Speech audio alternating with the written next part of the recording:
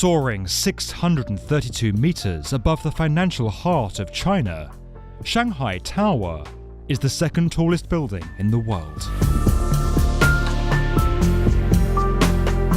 The striking structure features incredibly fast elevators, is home to our planet's highest observation deck, and claims to be the world's most sustainable megatall skyscraper.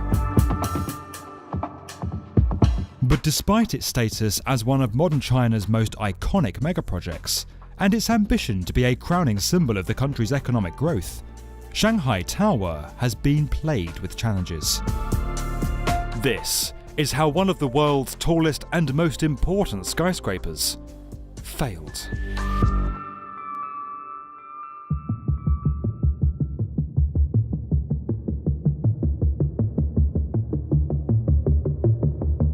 Plans for Shanghai Tower date back to 1993. When economic reforms were introduced in the late 1980s and early 1990s, the cityscape of Shanghai began to rapidly transform. To accommodate the demand for office space and to put the city on the world stage as China's financial capital, a cluster of 3 eye-catching super-tall skyscrapers were planned. The Jim Mao Building, the first of this trio, was completed in 1999 and was followed nearly a decade later by the Shanghai World Financial Center. But Shanghai Tower was always intended to be the jewel in the crown.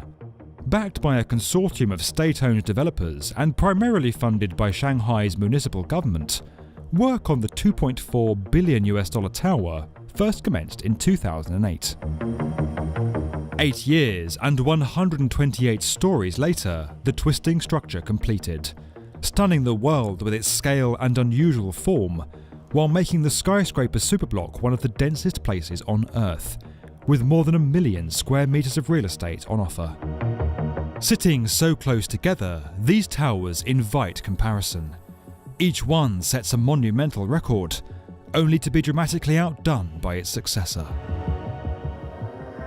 But since its opening in 2016, Shanghai Tower has faced a myriad of problems, most notably an astonishingly low occupancy rate. Until as recently as 2018, the building was half empty. The spaces that were leased were let to domestic corporations, and only 30% of those had actually been able to move in. The much sought-after multinationals were even more reluctant to sign leases. There were several reasons for this. Firstly, bureaucratic red tape and safety concerns from local fire authorities, who were concerned at the building's immense height, meant that it took several years for the tower to gain its full fire certifications. With operating losses soaring, the tower ran more than $1.5 billion into debt. Secondly, the building's twisting glass facade, ideal for offsetting wind loads, created an impractical floor plate, forcing tenants to pay for large areas of unusable floor space. Site inspectors found that, on most levels, just 50% of the floor space was used efficiently. Shanghai Tower's low occupancy rate is painfully obvious at night, when half the tower fails to light up. This is partly due to extended delays around the luxury J Hotel that has been due to open on the tower's upper floors for many years.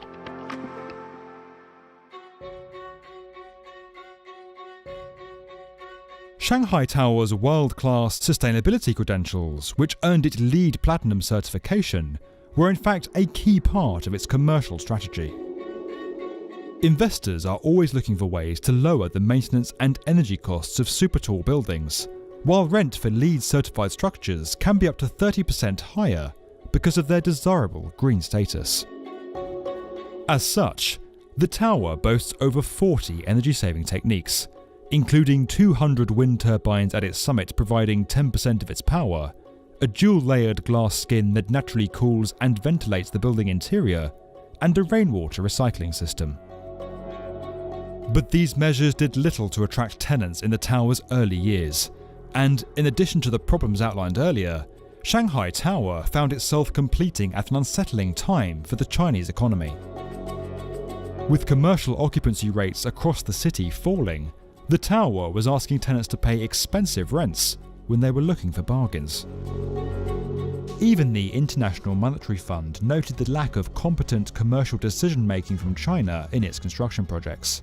No private company in the world could build a tower this wildly expensive, but lease so little of it.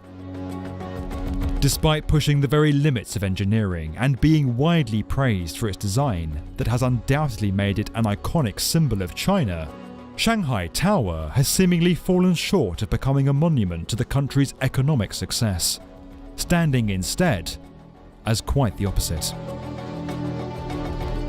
If you enjoyed this video and would like to get more from the definitive video channel for construction, subscribe to the B1M.